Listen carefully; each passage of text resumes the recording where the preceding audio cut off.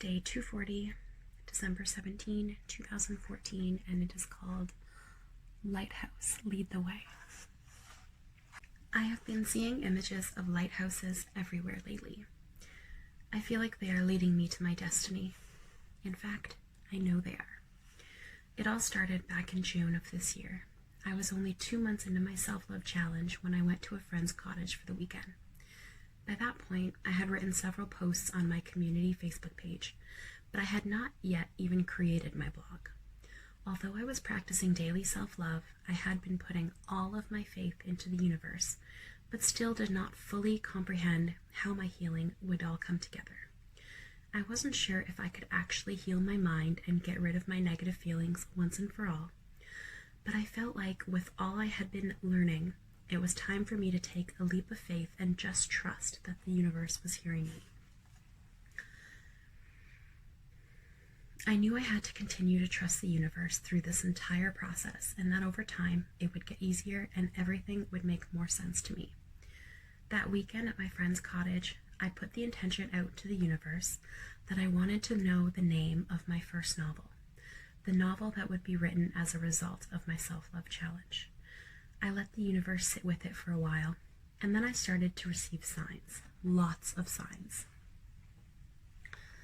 The universe was making it so obvious that I could just not ignore the synchronicities or brush them off as coincidence.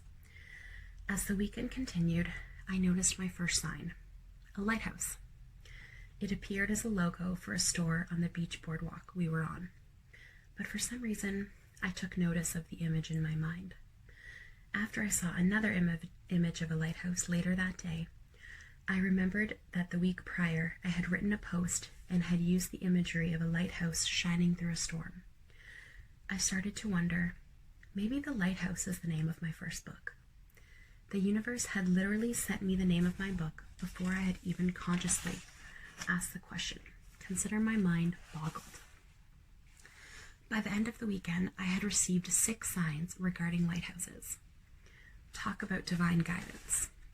I knew then that the lighthouse symbol would be an important part of my future. Since that weekend, I have probably received 2 or 3 lighthouse signs a week. I have been capturing many of them in pictures and posting them on my social media pages for my friends and family to follow my journey. It is as if the universe is telling me, we know you are growing impatient in your current situation and that you want to share and spread your newly discovered light. Continue to follow the lighthouses as they will lead you to your destiny. Some of the signs I have been seeing are so magical that sometimes I can't even believe they are real. Am I dreaming? I think to myself, but then I laugh because my higher self knows the truth. Last week at work, I was logging an item into our Lost and Found when I noticed the logo on the bag I was logging was a picture of a lighthouse. In another instance at the end of last week, I was driving around the city with my friend, and I was in the passenger seat.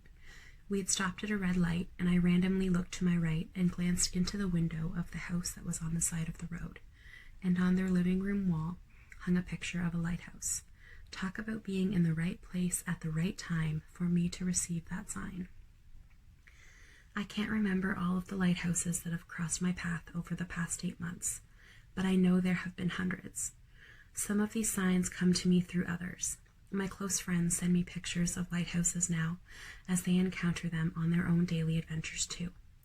It brings me so much peace of mind and joy to know that the universe and I are in this together, and that my powerful vision of a loving world is immensely supported by our Creator. I will continue to follow the lighthouses to my dreams.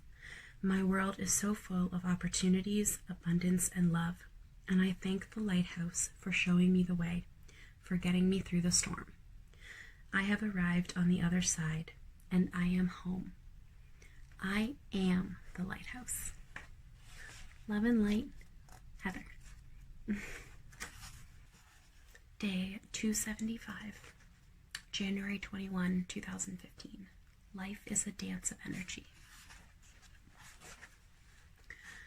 I have reached such a place of inner stillness and unconditional love that it is now my constant state of mind. Since I have done so well overcoming my own inner hatred and personal demons, Life has rewarded me with a newly upgraded, expanded way to perceive the world around me, and it has given me inner peace that I never thought was possible. Over the past month or so, I have experienced the sensation of what feels like my inner mind unfolding itself, opening up to its core, which is love. Once I dug through all of the guilt, shame, and hatred that was clouding up my consciousness, I was able to see clearly again. I am love, but for the past 28 years, I did not live in love. I lived in guilt, I lived in shame, and I lived in hate. So those were the experiences and feelings I unknowingly attracted to myself time and time again.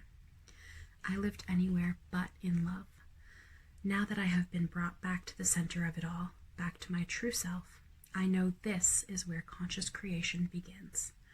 I am so excited to be able to create in this way now, to know that my loving intentions for creation will be honored by the laws of love itself. I have absolutely nothing to fear. I have also realized that I am fear, but as long as I do not live stuck in fear, and I remember to return to my truth at the end of each moment, I will be just fine. Don't you see? We are meant to feel, express, and then release our emotions. We are not meant to hold on to them. They are not here to define us. They are here to teach us a lesson about experiencing that particular emotion, and then we are to move out of it and on to the next emotion or lesson that life puts in our path. That is it. In each moment, surrender and become the emotion you are feeling, without feeling bad or guilty for it. But then consciously move out of it. Do not stay there. Always return to love. I perceive the world in a completely different way now. I recognize that we are one, and that I can see myself in everything. I am the flower blowing in the wind. I am the bird flying free in the sky. I am the wave crashing passionately along the shore. I am even the litter on the ground. It is all a part of me, and me a part of it. This feeling of oneness really dawned on me the other day, and ever since then, I have been building on this one insight. I was in my kitchen making dinner, and one of the cupboard doors kept bouncing open to hit me in the thigh. I kept trying to slam it closed, but no matter what I did, it would reopen and tap me lightly. Usually, this would stir my frustrations, and I would get increasingly irritated. But this time, instead of feeling the frantic energy of frustration fill my body, I received the thought, I am the cupboard. As soon as I thought it, I stopped in my tracks. I realized that had I still been living in self-hate, my frustration would have grabbed hold of me and I would have emitted negative energy in the process. But since I am now living in self-love, I understand that I am the creator of the cupboard and all that is. So why on earth would I get mad at my own creation, something that is a part of me? I then received the insight that life is a literal dance of energy. Life is truly a dance. We keep ourselves stuck in time, so it seems, when we lower our energetic vibration and begin clinging to negative emotions. The dance of life then zooms in on a part of it that we unconsciously believe we are deserving of, and we then become limited in what we can perceive, because we have chosen it. As soon as we begin to raise our energetic vibration through self-love and loving deeds and thoughts, life will know that we are ready to become a part of the entire dance again, and not just one aspect of it, and it will reciprocate by increasing the amount of positive, loving experiences it gives us, thus enabling our inner change to be reflected in our outer world. I can already feel that everything around me has changed, and all I'm waiting for now is for life to give me my next task. Universe, will you have this dance with me? Love and light, Heather. Okay, this reading is from day 294, February 9, 2015, and is called The Warriors of Light.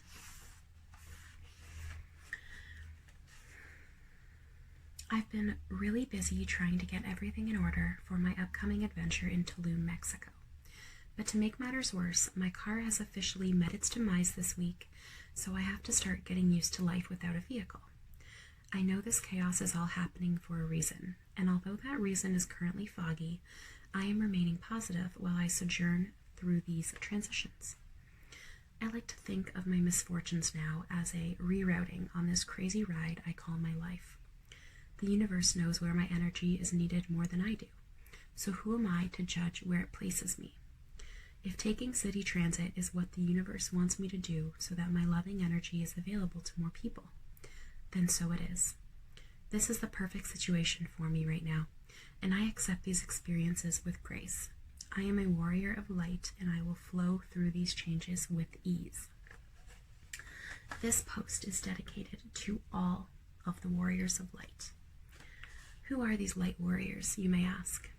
We are your next door neighbors, your grocery store clerks, your factory workers, your high school dropouts.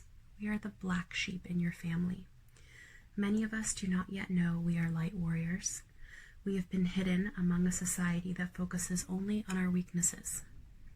We work at our repetitive, unfulfilling day jobs, counting the minutes to the weekend when we can drown our sorrows away in a bottle of liquor or other vice of choice. Many of us have a deep inner knowing that we can be of better service to those around us, but we do not know what it is we are yearning for. We simply feel an inner emptiness, a lack of self. Let me be clear. I am not referring to everyone. I know that many people today absolutely love their day jobs, so this message is not for you. You may be on your very own self-fulfilling path of creation, and I would never encourage you to stray from the path you feel called to pursue. But I know there are other people like me out there somewhere whose inner callings were always nudging them with a feeling that they were more valuable than others perceived them to be. When I was young, I knew that I was special. I just knew it. I felt it inside me.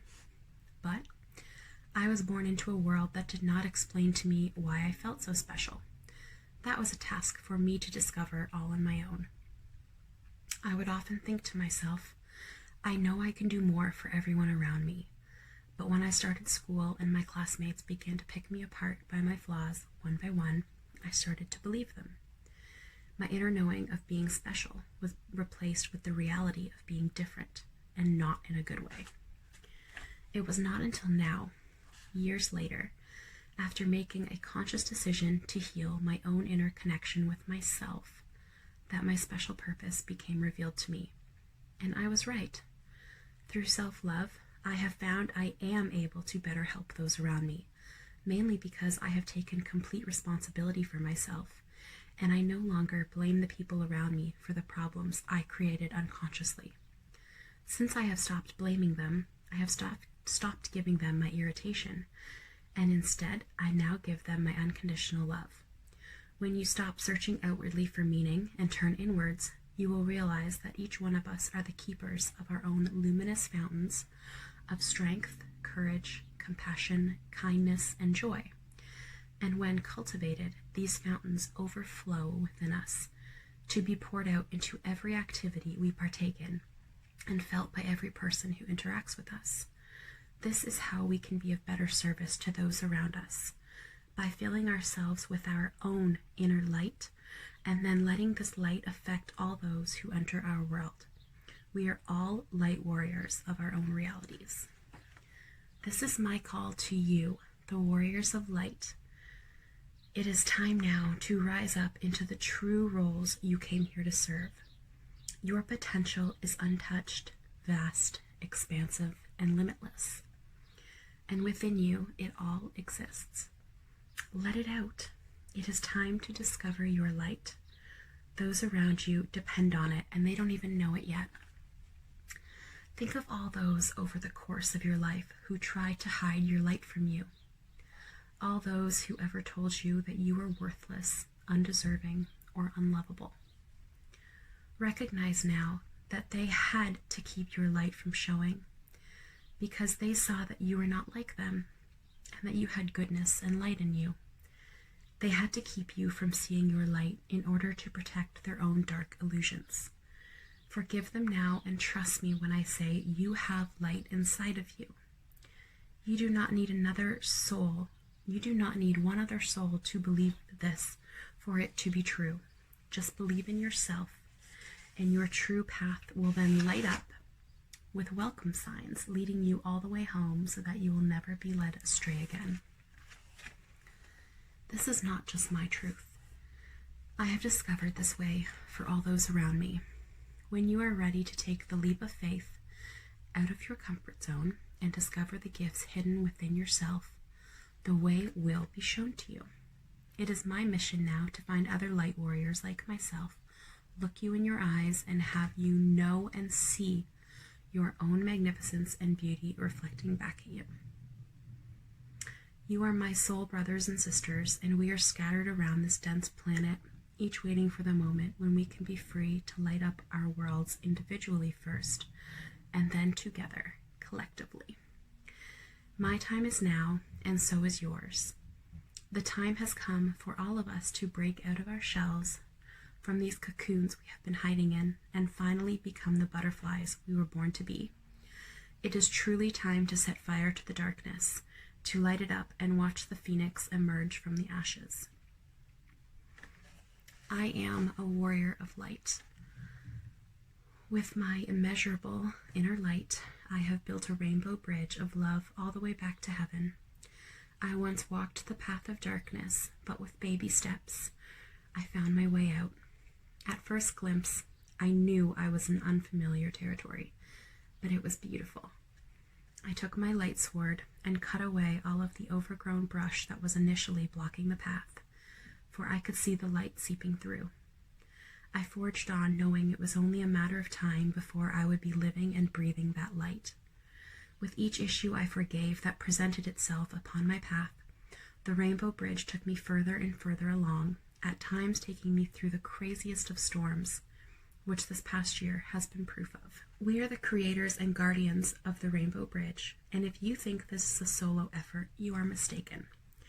We came in with an army of light warriors, and all will watch with eyes wide open as the darkness willingly lays down its armor in our presence to join us in our newly realized state of oneness. For a true warrior of light discovers that when one honors their inner darkness, that darkness will forever honor them. Love and light, Heather. Okay, this next one is from day 300. This was February 15, 2015 at 8:30 p.m. I think I had done 2 posts this day. Yeah, I did one earlier in the afternoon. So this one is called The Tale of the Moth. And this is when I was in Tulum, Mexico. I went on a yoga retreat. We stayed in these little cabanas on the beach in Tulum. It was beautiful. So this post is from my trip there. The Tale of the Moth. I was just getting ready to settle down for the night when I spotted a moth on the shower curtain in the bathroom of my cabana. At first, I felt fear enter my mind, instructing me to kill it so it would no longer be a threat. Then, love entered my mind right away, and it thought, threat? What possible threat could this innocent little moth pose to me?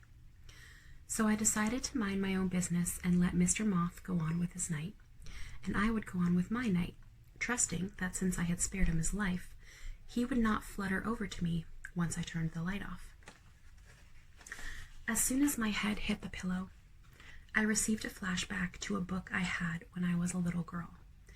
My experience with the moth just now must have triggered this memory to come into my consciousness. It told the story of the moth and how they used to be these beautiful, magnificent creatures, just like butterflies, with more vibrant colors on their wings than you could ever imagine. As the story went, one day, the moths were up in the clouds and noticed the angels were crying. They were crying because it had been raining on Earth for days and days, and the world below had turned dreary and gray. I'm sorry if you can hear my parents right now. They are so loud. Also, my parents are still talking, so side note, if you're wondering if behind me, if that's a rainbow pride flag, I don't know. It's not specifically. I just love colors, and I bought it on the beach in Antigua a few years ago because I like color therapy.